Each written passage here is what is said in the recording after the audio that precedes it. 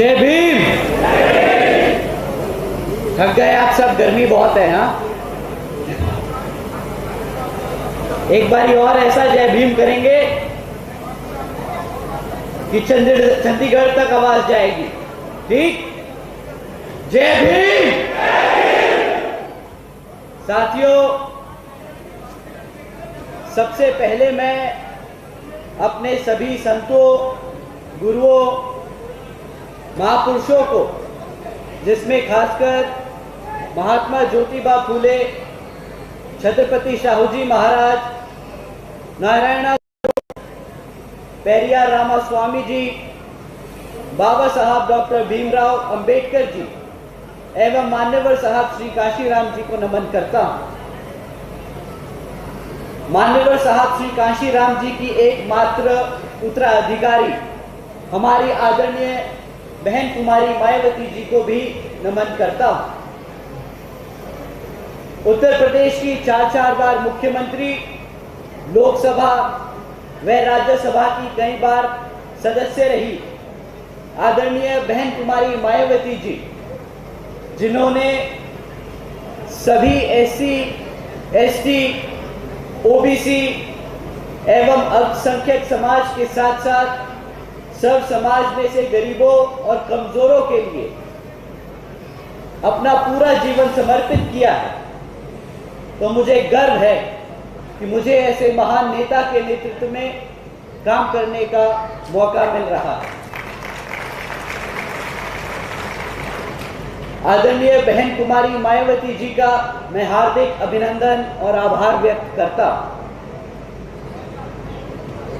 साथियों, आज यहां मंच पर मौजूद श्री आनंद कुमार जी, हमारे national vice president, Shri Randhir Singh Beniwal ji, Kuldeep Baliyan ji, Rajveer ji, Manoj ji, Surendra ji और साथ ही साथ प्रदेश कमेटी के सभी पदाधिकारी एवं वरिष्ठ नेतागणों का मैं हार्दिक आभार व्यक्त करता हूं। साथियों, आज आप यहां पर बीएसपी की कैडर मीटिंग में शामिल हुए हैं। सबसे पहली बात, जो आज यहाँ महिलाएं इतनी बड़ी संख्या में मौजूद हैं, आप सबको देखकर, आप सबसे मिलकर बहुत अच्छा लगा। आप सभी का मैं तहे दिल से धन्यवाद करता हूँ। साथ ही साथ हमारे कुछ जवान युवा साथी भी यहाँ मौजूद हैं बीएसपी के कैडर में, तो आप सभी का भी मैं तहे दिल से धन्यवाद और शुक्रिया अदा करता हूं कि आप आज यहाँ कैडर की मीटिंग में शामिल हो सके। साथियों, जैसा कि आपको मालूम है, आप सब बीएसपी के बहुत पुराने सिपाही, आप सब यहाँ पर तब से हैं जब से मान्यवर साहब ने पहला कदम उठाया था अपने दबे कुचले समाज को न्याय दिलाने के लिए। आप सबके बीच में मैं कोई ऐसी बात नहीं कह पाऊंगा जो आपको मालूम ना हो। आपने मान्यवर साहब का, आपने बहन जी का संघर्ष ना सिर्फ देखा और सुना है, बल्कि आपने उस संघर्ष में हिस्सा लिया। आपने उनके साथ कदम से कदम मिलाकर चले और आज आपने बीएसपी को, इस मूवमेंट को, इस मिशन को एक ऐसे स्तर पर लाके खड़ा कर दिया कि आज राजनीति में, भारत की राजनीति में हमारे समाज को कोई नजरअंदाज नहीं कर सकता।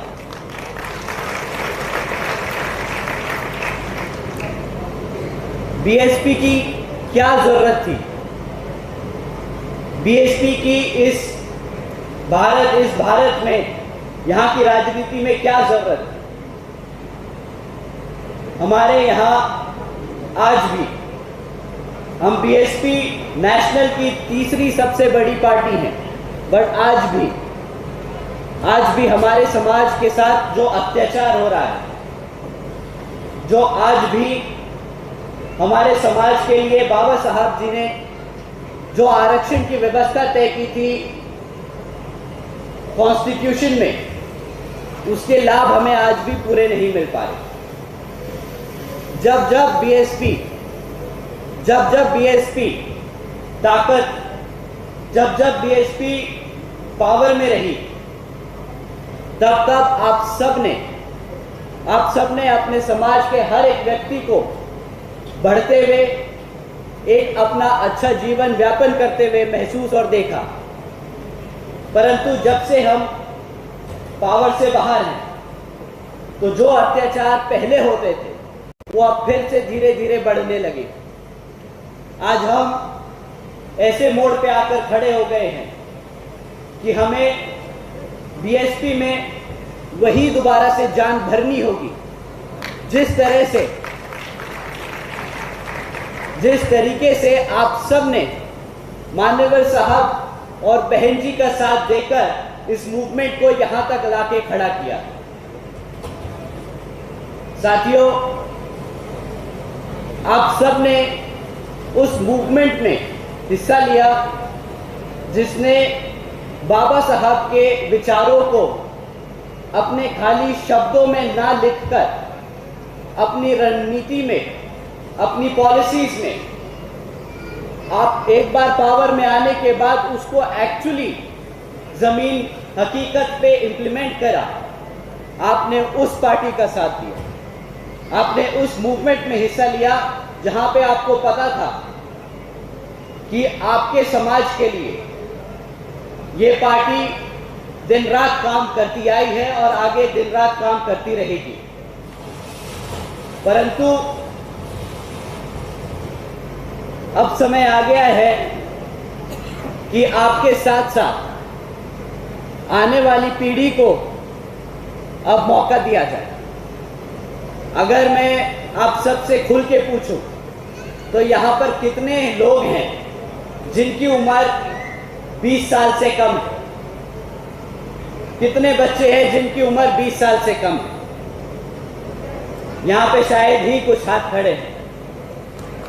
पर साथियों, यहां पर कितने लोग हैं जिनके बच्चे 30 से कम की उम्र के हैं? आप सब अपने हाथ उठाएं जिनके बच्चे 30 साल से उम्र के कम के। पंडाल में सबके हाथ खड़े।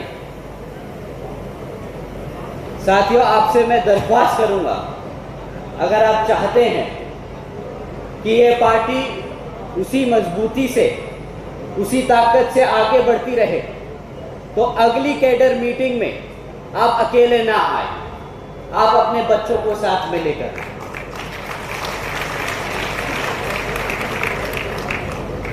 जब ये मूवमेंट चालू हुआ था तो आप सबकी भी उम्र 18, 20 साल, 30 साल की रही थी। आज आप सब इतने बड़े हैं कि आप हम सबको, युवा पीढ़ी को समझा सकते हैं, हमें दिशा दे सकते हैं, हमें बता सकते हैं कि क्या सही और क्या गलत है। आप हमें आशीर्वाद दें, आप हमें समझाएं, ताकि ये नीला खून जो आप सबके रगों में दौड़ रहा है, वो आपके बच्चों में भी दौड़। आपको जानकर हैरानी होगी कि जब आप लड़े, तब आप लोगों को आपके हकों का पूरा सम्मान मिला। आपको आपके सारे हकों का इस सरकार ने अपना वादा निभाया। परंतु जैसे जैसे बीएसपी की नई पीढ़ी जमीन पे फिर उतरेगी, वैसे वैसे जो आपकी समस्याएं हैं, आप माता पिता हैं, आपकी समस्याएं हैं आपके बच्चों के लिए नौकरी ना मिलना, उनकी सुरक्षा की समस्या, आपके यहाँ पे सड़क नहीं है, पानी नहीं है, ये सारी जो बेसिक नीड्स हैं, जो बेसिक समस्याएं हैं, वो पूरा कराने के लिए अब आप नहीं मैदान में उतरेंगे, आपके बच्चे अब मैदान में उतरेंगे बसपा के साथ। तो साथियों, आप जानते हैं कि यहां पर बीजेपी की सरकार चल रही है जेजेपी के साथ मिलकर। जब हम बीजेपी बोलते हैं और जेजेपी बोलते हैं तो हम किसी समाज को अलग नहीं कर रहे। बहुजन समाज पार्टी हर समाज की पार्टी, कमजोरों और मजदूरों की पार्टी, गरीबों की पार्टी। जब हम किसी को बुरा भला बोलते हैं, किसी की कमियां गिनवाते हैं, तो हम उस व्यक्ति की बात कर रहे हैं, हम उसके व्यक्ति के समाज की बात नहीं कर रहे। आज यहाँ पर सब समाज के लोग बैठे हैं, हमारे चौधरी समाज के लोग भी यहाँ पे मौजूद हैं, ब्राह्मण समाज के लोग भी यहाँ मौजूद हैं। अत्याचार सब पे हुआ है। एक आदमी के बुरे काम करने से उसका समाज खराब नहीं होता। हमने ये देखा है, 2007 में देखा है, उससे पहले हर एक इलेक्शन में देखा है, यूपी में देखा है, यहाँ तक कि हमने हरियाणा में भी देखा है। आप सब ने कंधे से कंधा मिलाकर बाबा साहब के मिशन को पूरा करने के लिए अपना पूरा जीवन समर्पित किया है, ये हम सब ने देखा।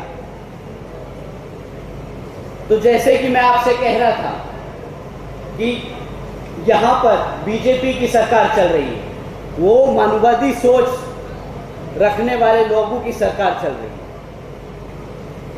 यहाँ पे जब वो आपसे वोट मांगने आए थे तो आपसे कई वादे किए। माताओं को कहा कि सुरक्षा देंगे, हमारे बुजुर्गों को कहा कि आपके बच्चों के लिए नौकरी देंगे, आपके साथ गांव-गांव में घूमे, आपको ऐसी ऐसी बातें बताई, कहा कि आपको पेंशन देंगे। मेरे यहाँ साथ मौजूद सभी साथी, मैं आप सबसे पूछना चाहूँगा, क्या आप लोगों के बच्चों के लिए भी नौकरियाँ यहाँ पे?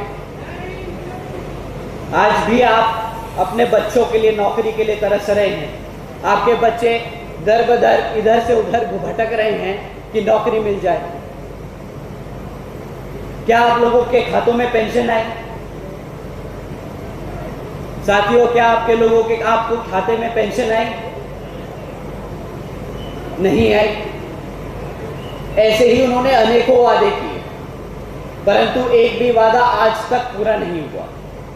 बल्कि उसका उल्टा, जो सुरक्षा का भी वादा किया, आज यहाँ हरियाणा में ये हाल है कि हर दूसरे दिन कोई न कोई बलात्कार का, चोरी चकारी का, गुंडागर्दी का, किसी न किसी समाज के व्यक्ति पर अत्याचार का केस दर्ज किया जा रहा है। आप लोगों ने बीएसपी की 4 बार की सरकार देखी है। क्या आप लोगों ने ऐसी कोई खबर सुनी कि यहाँ पर यूपी में किसी समाज के ऊपर ऐसा अत्याचार हुआ कि यहाँ पे बांटने का काम हुआ, हिंदू मुसलमान हुआ, ब्राह्मण चमार हुआ? ऐसे कोई काम सुने आपने? 5 साल के सरकार के पूरे सरकार के कार्यकाल में आपने सुना ऐसा कोई काम होता हुआ? बहन जी ने अपने पूरे जीवन में सिर्फ भाईचारे की बात करी। कहा कि अगर ब्राह्मण है, अगर पंडित है, अगर जाट है, गुर्जर है, तो क्या चमार के साथ नहीं चल सकता? चल सकता है। और उन्होंने वो करके दिखाया। हमें वही चीज यहां पे भी पैदा करनी है।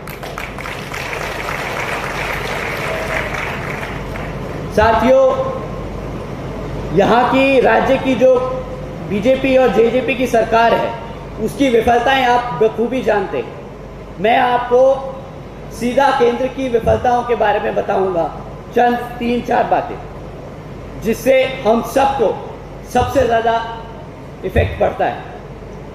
बीजेपी की केंद्र सरकार ने नोटबंदी का काम किया। रात को 8 बजे आए और आपको बोला आपके 1000 और 500 रुपए के नोट बेकार हैं, अब एक बात बताइए, जो आपने इतनी मेहनत से पैसे कमाए, जो इतनी मेहनत से आपने एक एक रुपए 10-10 रुपए करके जोड़े, वो आपने अपने किचन में आटे के डिब्बे में दबा के छुपा के रखे ताकि खर्च ना हो जाए। एक समय के बाद आपने वो पैसे इस्तेमाल करने थे अपने बच्चों के लिए कि अगर कोई मेडिकल इमरजेंसी हो, अगर कोई ऐसी इमरजेंसी है ताकि आप वो पैसे इस्तेमाल कर सकें। परंतु मोदी जी ने क्या कहा आपसे कि कल से आपके 500 और 1000 के नोट बंद हैं, कोई काम के नहीं। एक बार भी नहीं सोचा जो यहाँ की 90% जनता है वो कैसे जीती है, वो कैसे काम करती है, कैसे बचाती है। आपके सारे मेहनत के पैसे खत्म कर दिए, और किस काम से, किस नाम से कि हम काला धन खत्म करेंगे, हम हर उस दोषी को पकड़ेंगे जिसने काला धन इकट्ठा किया है और उसे जेल भेजेंगे। आज आप यहां सब बैठे हैं, कितने लोग काले धन के केस में पकड़े गए, कितने पकड़े गए, कितने लोग जेल गए और कितने लोगों के पैसे मर गए। यहां पे बैठे मैं नहीं मानता कि कोई ऐसा व्यक्ति है जिसके पैसे ना खराब हुए, किसी की मेहनत खराब ना हुई हो। परंतु ये जो मोटी मोटी बड़ी बड़ी बातें करी उन्होंने कि नोट बंद कर दिया, काला धन लेके आएंगे, सबके खातों में 15-15 लाख रुपए देंगे, ये बस बड़ी बड़ी बातें करी आपने बड़े बड़े उद्योगपति को फायदा पहुंचाने के लिए। आज उन सब उद्योगपतियों की कंपनियों के शेयर आसमान छू रहे हैं। कमाया है तो सिर्फ उन्होंने। हमारे यहाँ जितने भी गरीब साथी हैं, मिडिल क्लास है, लोअर मिडिल क्लास है, जो लोग खेती बाड़ी करके पैसा इकट्ठा करते हैं, उन सब का पैसा मारा गया। साथियों, उन्होंने फिर वादा किया था कि हम जब केंद्र की सरकार में आएंगे तो यहाँ के किसानों की आमदनी बढ़ा देंगे। हम पूछते हैं कि किसानों की आमदनी तो बढ़ाने की बात आपने कर दी, बट जो इतना बड़ा वर्ग है बहुजन समाज का, जिनके पास खुद की जमीन ही नहीं है, उनके लिए क्या प्रावधान करे आपने? क्या प्रावधान करे उनके लिए जिनके पास जमीन का पट्टा नहीं है? उनके लिए कोई प्रावधान नहीं। और किसानों के लिए आय दुगनी करने का वादा तो कर दिया, परंतु ना आय दुगनी हो सकी, ऊपर से फार्मर बिल टाइप के लॉ पॉलिसीज निकालकर हमारे किसानों को दबाने का काम जरूर किया। साथ ही साथ उन्होंने वादा किया था कि गरीबों को, जो बेघर हैं, उनको घर दिए जाएंगे। साथियों, आप लोग जिनके पास घर है, जो मेहनत से अपनी छत का जुगाड़ कर पाए, आप लोगों के आसपास बहुत लोग हैं जो आज भी बेघर घूमते। आप कितने लोग हैं जिनको घर मिल पाया? यहाँ पे बैठे कितने लोग बता सकते हैं कि हाँ, हमारे मोहल्ले में, हमारे आसपास रोजगार, हमारे आसपास जो मिलने वाले लोग थे जिनके पास घर नहीं था, उन्हें घर की व्यवस्था करके दी? हाथ उठा के बताइए जिनको नहीं मिल पाए। साथियों, ये हकीकत है इस भाजपा सरकार की, बड़े बड़े वादे करना पर हकीकत पे, जमीनी स्तर पे कोई काम नहीं करते। उन्हें फोटो खिंचवानी आती है, फोटो खिंचवानी आती है, टीवी पे चमकाना आता है, परंतु जो समाज उनके लिए वोट करा था, जिस समाज को उन्होंने ये झांसा दिया था, उस समाज को वो भूल गए। उस समाज के साथ बीएसपी आज से नहीं, मान्यवर साहब के समय से खड़ी। और आज मैं आप सबके सामने हाथ जोड़कर खड़ा हूं कि अब आपको अपने बच्चों को आगे लाना पड़ेगा, ताकि ये जो ताकतें आज केंद्र सरकार में हैं, राज्य की सरकार में हैं, उनको हराने के लिए आप ही का खून आगे लगेगा, ताकि आपके बच्चों का भविष्य उसी तरीके से सफल हो सके जैसे आप लोगों के लिए बहन जी ने किया है अपने 4 बार के शासनकाल में। साथियों, अब मैं आपको बहन जी की कुछ काम बताना चाहूँगा, जो मैं चाहूँगा कि आप आगे जाके अपने मोहल्लों में, अपने गांव में, अपने सभी साथी लोगों को बताएं, ताकि वो भी जागरूक हो कि बीएसपी से क्यों जुड़ना चाहिए, बहन जी ने क्या काम किया, आपको क्या फायदा है बीएसपी के साथ खड़े होकर। साथियों, बहन जी ने अपने 4 बार के शासनकाल में लंबे चौड़े कभी वादे नहीं किए थे। उन्होंने समाज के साथ, सर समाज के लिए, कानून व्यवस्था के साथ साथ सामाजिक व्यवस्था के लिए अनेकों काम करके दिखाए। जैसे आदरणीय बहन जी ने अपने सभी संतों, गुरुओं और महापुरुषों के सम्मान में कई जिले, कॉलेजेस और यूनिवर्सिटीज के नाम रखे, जैसे गौतम बुद्ध यूनिवर्सिटी, अंबेडकर यूनिवर्सिटी, छत्रपति शाहू जी महाराज यूनिवर्सिटी, महात्मा ज्योतिबा फूले नगर, महामाया नगर, संत कबीर नगर। और बहन जी ने ये नाम इसलिए रखे ताकि आने वाली पीढ़ी कभी भी अपने संतों, महापुरुषों को ना भूले। अगर नाम लेगी, उनके कॉलेजेस में नाम, उनके नाम के कॉलेजेस में जाके पढ़ेगी, तो एक बार उनके बारे में जानने की कोशिश जरूर करेगी। वो कहते हैं कि अगर किसी समाज को खत्म करना है तो उसको उसके इतिहास से अलग कर दो। बहन जी ने अपने समाज को आगे बढ़ाने के लिए, अपने महापुरुषों को अपने आने वाली पीढ़ी के लिए तैयार करने का काम किया। अब बस आपका एक साथ चाहिए कि अपने बच्चों को पढ़ा लिखा कर उन कॉलेजेस और उन यूनिवर्सिटीज में भेजें, बीएसपी से जोड़ें, ताकि वो फिर आगे बढ़कर अपने समाज के लिए, अपने साथियों के लिए काम कर सके। बहन जी ने सावित्रीबाई फूले शिक्षा योजना के तहत, उन्होंने सावित्रीबाई फूले बालिका शिक्षा योजना चलाई, जिसके तहत उन्होंने 7 लाख से ज़्यादा बच्चियों को 12वीं तक की शिक्षा प्राप्त करने हेतु 600 करोड़ से ज़्यादा की लागत इन बच्चियों को अपने पैरों पर खड़ा कर एक उज्जवल भविष्य देने के लिए खर्च। क्या यहाँ की सरकार आप लोगों के सामने आके ऐसा बोल सकती है कि उन्होंने आपके बच्चों के लिए कितना पैसा खर्चा, उन्होंने कितना टाइम लगाया, कितनी मेहनत करी अपनी बच्चियों को, आपके बच्चियों को आगे बढ़ाने के लिए? बहन जी ने ये काम करके दिखाए। अब आपका काम है आगे जाके ये सारी बातें बताना। आदरणीय बहन जी ने देश में पहली बार सरकारी कॉलेजेस में सरकारी कॉलेजेस के स्टूडेंट हॉस्टल्स में अन्य पिछड़े वर्गों के छात्रों के लिए 27% आरक्षण की व्यवस्था तय की। बहन जी ने सब समाज के बच्चों के लिए ध्यान रखा। उन्हें पता था कि अगर किसी तरह कॉलेज में दाखिला हो भी जाए तो वहां रहने की व्यवस्था नहीं हो पाती, खर्चा बहुत आता है।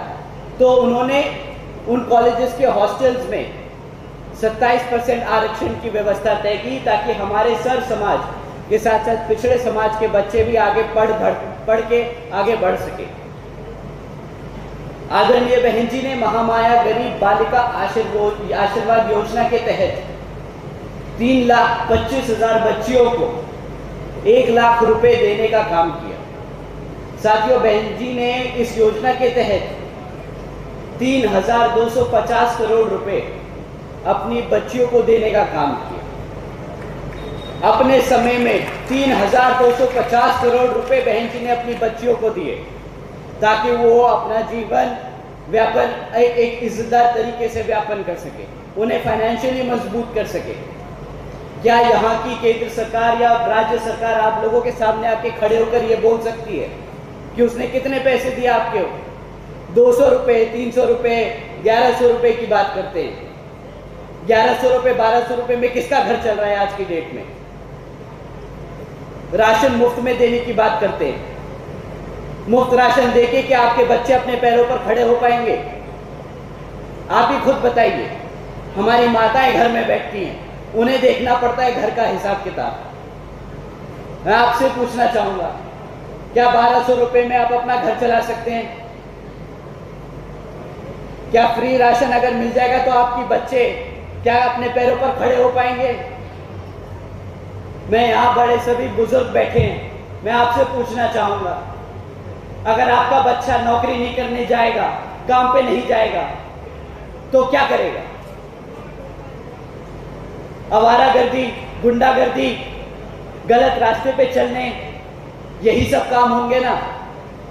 आपको अपनी पीढ़ी को एक उज्जवल भविष्य अगर देना है तो इन सब फालतू के वादों में मत आइएगा। मुफ्त में ना राशन से, ना बिजली से, ना ये 500-1500 रुपए के पेंशन से। उनसे पूछिए कि कितनी नौकरियां दी हैं आपके समाज के लोगों को, कितने जमीन के पट्टे दिए उन्होंने, कि आप लोग अपने आप मेहनत कर कर अपने पैरों पर खड़े हो सके। साथियों, बातों बातों में थोड़ा गुस्सा आ जाता है, बुरा मत मानिएगा, बात आवाज तेज हो जाती है। मैं बहन जी की फिर से बात में आता हूं। आदरणीय बहन जी ने अपने शासनकाल में 12,500 करोड़ की लागत से हमारे SC, ST, OBC व आदिवासी समाज के लिए के 3,50,000 से ज्यादा परिवारों को महामाया गरीब आवास योजना के तहत अपना खुद का घर दिया।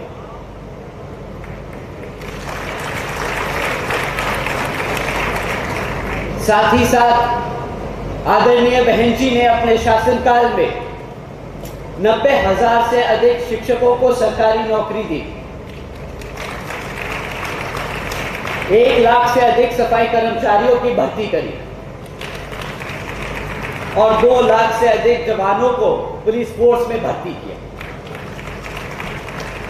और साथियों, जब ये काम हो रहे थे तो मेरी उम्र थोड़ी सी कम थी, परंतु जब मैं बहन जी के साथ और हमारे वाइस प्रेसिडेंट के साथ आप सबके बीच में आने का मौका मिलता था, तो आप सबके साथ, आप सबके बीच में मैंने ये सबसे बातें सुनी, सब समाज से ये बातें सुनी कि बहन जी ने जब ये नौकरियां दी तो किसी एक जाति या किसी एक धर्म के आधार पर नहीं दी। उन्होंने हर समाज से, हर परिवार से एक एक बच्चे को उन नौकरियों में उस नौकरी को देने का काम किया ताकि सर्व समाज अपने पैरों पर खड़ा हो सके। साथियों, आदरणीय बहन जी ने SC, ST, OBC एवं अल्पसंख्यक समाज के साथ साथ सर्व समाज में से गरीबों और कमजोरों को मुफ्त में राशन देने जैसी योजनाएं कभी नहीं चलाई।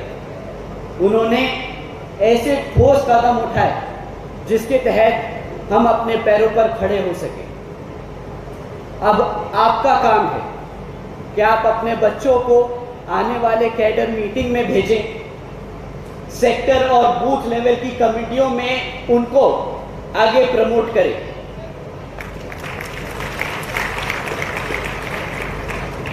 आप लोगों से यही रिक्वेस्ट है कि आपने तो अपना जीवन व्यापन कर लिया, आप लोगों ने नौकरियां देखी, आप लोगों ने अब बहन जी के समय में एक स्टेटस देखा, सब समाज को मुख्य धारा में, राजनीति की मुख्य धारा में बहन जी ने लाकर खड़ा किया और आप लोगों ने उस सब का फायदा उठाया। पर अब आप लोगों का फर्ज बनता है कि आप अपने बच्चों को आगे करें, उन्हें बूथ लेवल पर कमेटी में उनका नाम दर्ज करा के उन्हें उन बूथ लेवल की कमेटियों में भेजें, सेक्टर की कमेटियों में भेजें, विधानसभा कमेटी में भेजें और उनको बताइए कि बहन जी ने जो काम किए हैं वो जाके अपने दोस्तों को, अपने समाज में अपने भाई बहनों को बताकर बहन जी का और BSP का प्रचार करें।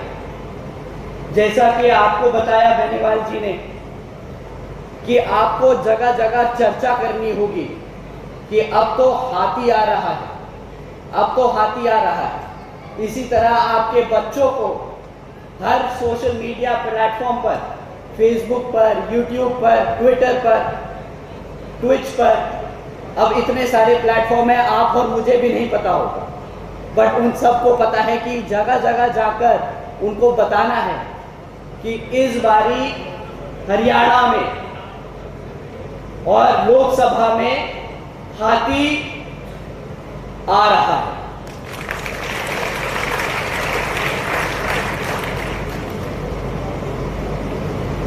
साथियों, जैसा कि आपको मालूम है कि हरियाणा में भी अब कुछ समय में विधानसभा के आम चुनाव होने वाले हैं और विरोधी पार्टियां अब किसी भी हद तक गिरकर साम दाम दंड भेद आदि का इस्तेमाल कर सकती हैं।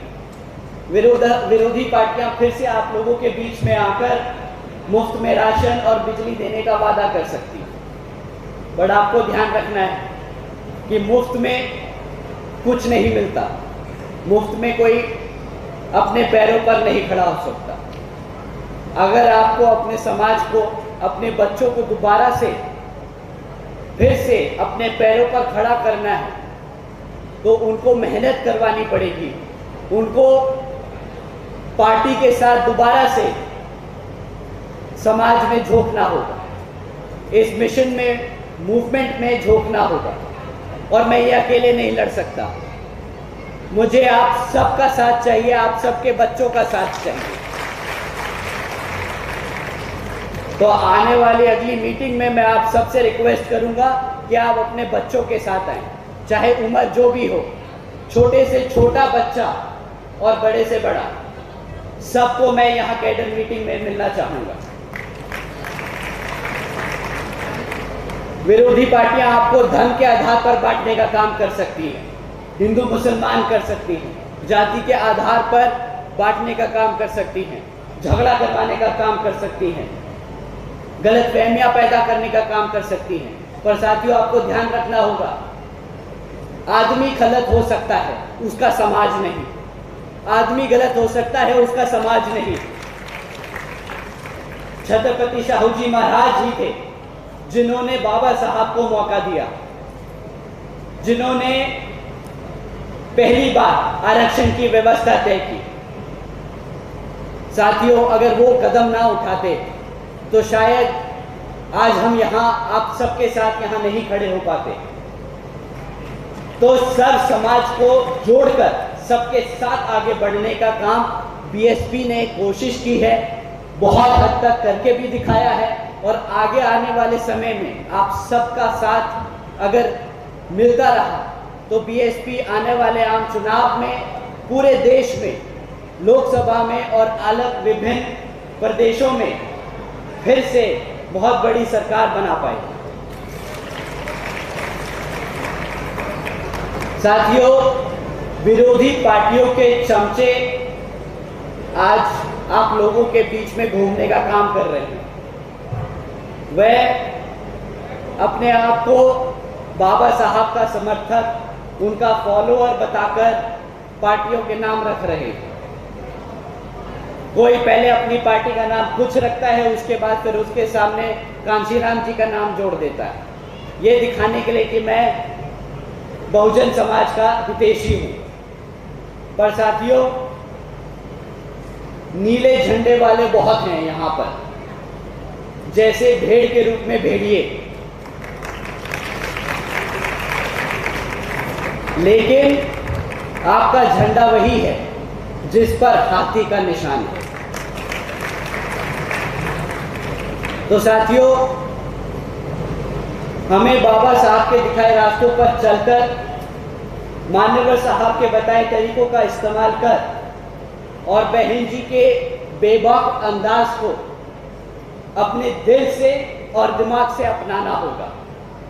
आप सब बहन जी का तेवर जानते हैं, उन्हें इस देश की शेरनी यूं ही नहीं कहते, उन्हें आयरन लेडी यूं ही नहीं कहते। आप सब ने उनके साथ उनका काम देखा है, तो आपको अपने समाज में हर एक व्यक्ति को दोबारा से एक बार फिर से याद दिलाना होगा कि अगर अपने बच्चों का एक भविष्य देखना चाहते हो, अपने लिए एक समाज में समतामूलक समाज की स्थापना करना चाहते हो, अपने पैरों पर खड़ा होना चाहते हो, तो फिर से बीएसपी से जुड़कर जमीन पे उतरना होगा और आने वाले आम चुनाव में बता देना होगा कि हम आ रहे हैं, हाथी आ रहा है। तो साथियों, आप सब एकजुट होकर समाज के हर एक व्यक्ति को जोड़ने का काम करें और आने वाली कैडर मीटिंग में आप सबसे उम्मीद करता हूं कि आप सबके साथ साथ यहां पर और भी ज़्यादा भीड़ इकट्ठी होगी और आप उन सब से भी बात करने का और मिलने का मौका मिलेगा। अंत में एक बार दोबारा से यहाँ मौजूद सभी माताएं, सभी बहनें, युवा साथी, बड़े बुजुर्ग जो इतनी गर्मी में यहाँ इतनी देर से बैठे इस कैडर मीटिंग को अटेंड कर रहे हैं, आप सभी का मैं तहे दिल से धन्यवाद करता हूँ। यहाँ पर मीडिया बंधु, आप सभी का भी मैं तहे दिल से शुक्रिया अदा करता हूँ कि आप हमारा मैसेज देश के कोने कोने तक पहुँचाने का काम कर रहे हैं। हमारे सभी जवान बीबीएफ के साथियों, आप सभी का भी मैं तहे दिल से धन्यवाद करता हूँ। जय भीम, जय भारत, जय बहन जी।